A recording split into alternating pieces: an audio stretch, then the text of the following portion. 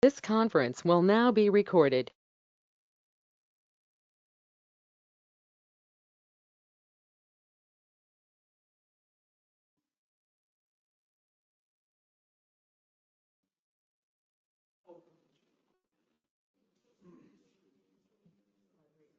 I got 6 o'clock, and I'll call the meeting to order. We'll start with the Pledge of Allegiance.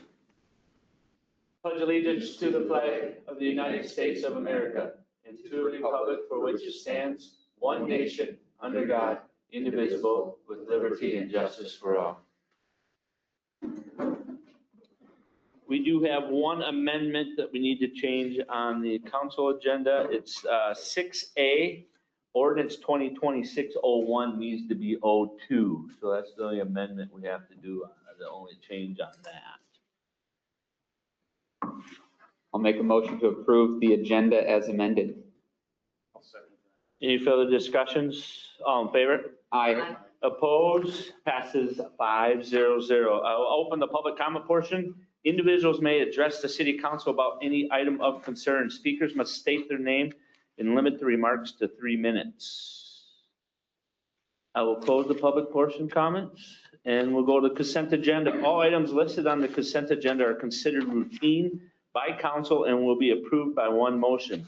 There will be no separate discussion on these items unless a council member requests, in which case the item will be removed from the consent agenda and be considered in its normal sequence on the agenda.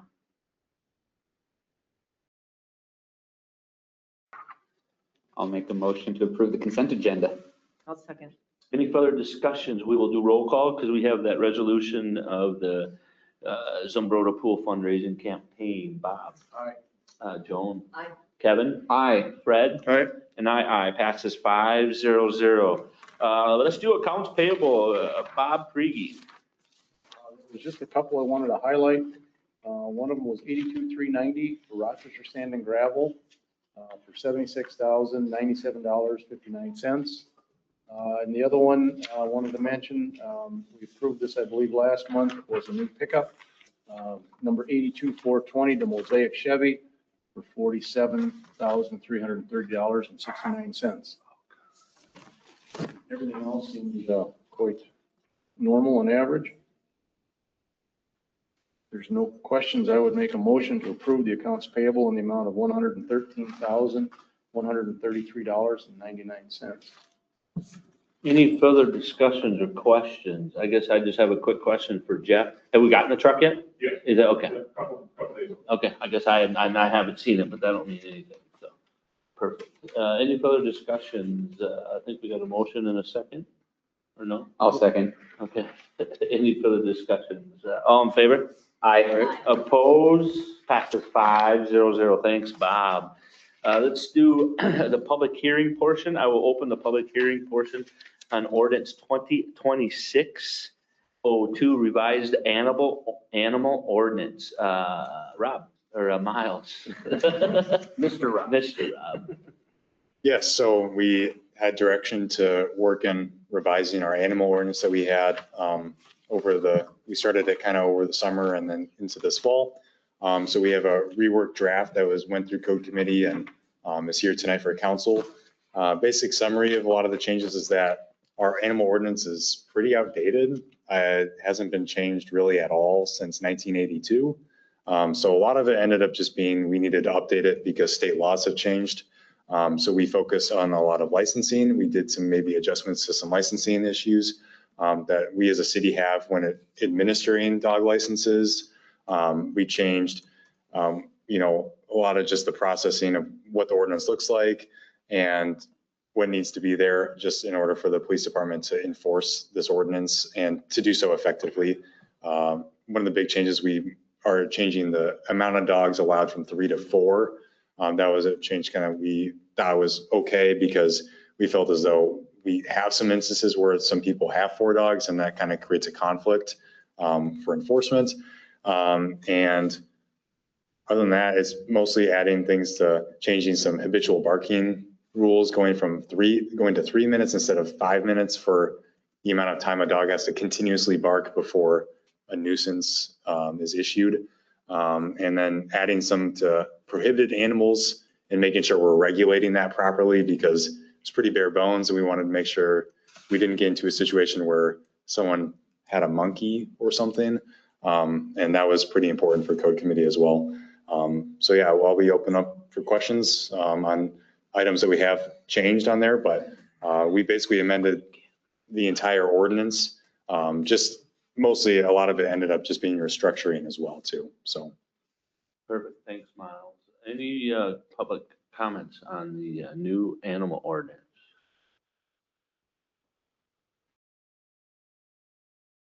Any questions on council on the animal ordinance? I know we've been working on it, and I want to give Kevin the gratitude of checking into it and reads it and changes some of the verbiage on some of that, which he does very well for that code ordinance. I will close the public comment portion of the ordinance 2026-02. Can I also just add, I had one public comment that I forgot to mention there that I got over the phone yesterday. So I just wanted to add that in just before council decided. They wanted to say they were against the 4 dogs because they felt as though that was excessive compared to the 3 dogs. And they also would like to see a leash requirement for cats. And I will also add that we have never regulated cats per se in the city. And our code committee decided we didn't want to start doing that now because it would add a significant portion to our animal ordinance too. So just to throw that context in there as well. But that was the public comment we got. Do we address, and this might be more of a Chief or a Tony question, do we address, I know we have a couple of residents in town that we have excess cat issues and a problem. Does that ordinance kind of cover that for you guys on some of that? Yeah, the ordinance does cover animal issues in that sense where you're dealing with a kind of more of a nuisance than you are dealing with strictly the animal portion. And so we do have methodology to deal with, if someone has, a house full of 19 cats and it's, causing a public health issue, yeah, we can deal with that in other ways, so. I'll make a motion to approve the animal ordinance 2026-02. I'll second that. Any further discussions? I will do a roll call on that one. Bob? Aye. Joan? Aye. Kevin? Aye. Fred? Aye. And I passes 5-0-0. Thanks, Miles and the code committee for addressing that. I will jump to a new business, intro to law enforcement class update. We have the pleasure of having the ZM High School principal, Mr. Stapleton. Its floor is yours. Thank you very much for letting me speak. My name is John Stapleton. I'm the middle school, high school principal here in town. First thing I just want to do is say thank you. Last year, you guys gave a very generous donation to the school district to purchase curriculum for a brand new course that we are offering. And going into year 2, I just wanted to give you guys an update on how year 1 went and what we're looking to do to improve on year 2. So we've been working really hard at the school to bring new opportunities for kids into the building, particularly in what's called CTE, Career Technical Education. The Intro to Law Enforcement class is one of those examples. We've also added an EMR course, an emergency responder course, a CNA course that we are offering right in the school. And then we're actually looking at doing some other things as well too. So more to come on that. But last year, we had 12 kids take the course here at ZM. Of those 12 kids, Deputy Tiedemann gave me these numbers here, so if they're off, we can talk to Cody about that. But of those 12 kids, 2 of them have actually now graduated and are pursuing a career in law enforcement. 2 others also took the class, passed, and are working towards a career in conservation officer. So, right now, to the best of our knowledge, a third of those kids that took that course last year are working, towards some kind of career that coincides with the class. Right now, this is the beginning, the first week of second semester, we have 13 kids that are taking the course. So we've increased it by 1.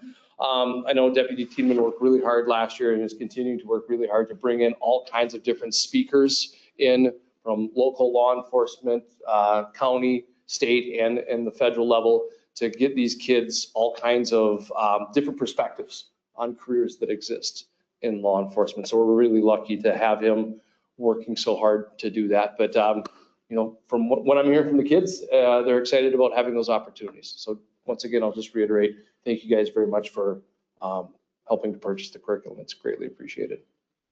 I don't know if you guys had any questions for me.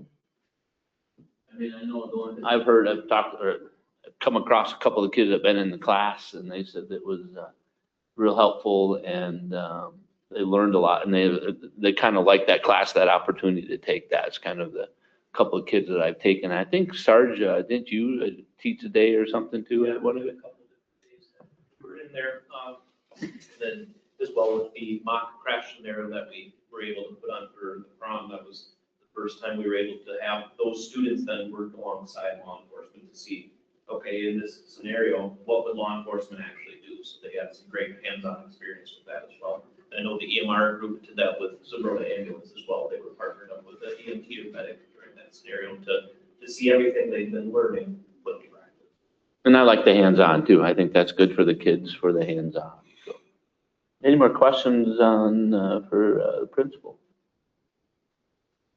Thanks, John. Thanks for coming in and. Thank you. I was going to leave, I told Mr. Grunham, I'm going to leave a copy of the text that was purchased so you guys can just take a peek and then a syllabus of the course. And I'll swing by and pick them up the end of next week, but just in case you guys want to check out and see what the kids are doing and where the funds went. Yeah, thank you. Reports. Grudem. Lost my notes here. I just want to thank Miles and the code committee, those of you that are on that, cranking out changes on these ordinances compared to what it was when I was on there.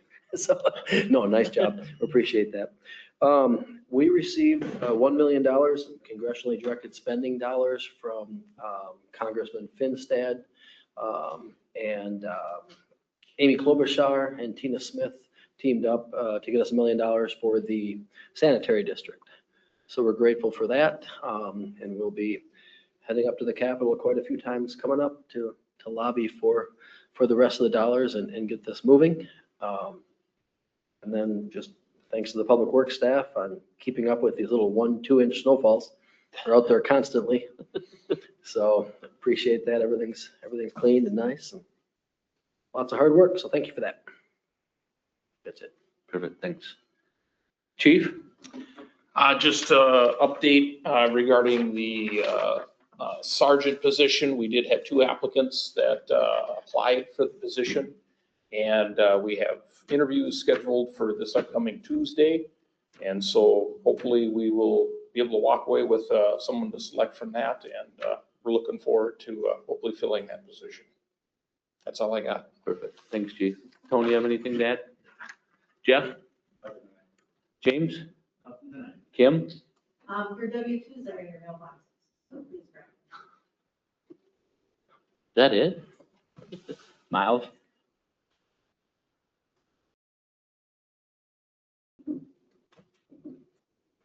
Only thing I wanted to say was thank you to code committee, Todd and Kevin. You guys did really good work on the animal ordinance. And then also thank you to our attorneys who also worked on this a lot as well. Mike, Morgan, and Mia all did a lot of work on this. So big shout out to them too, because they helped me out a lot. So Mike was up there earlier. He's sick.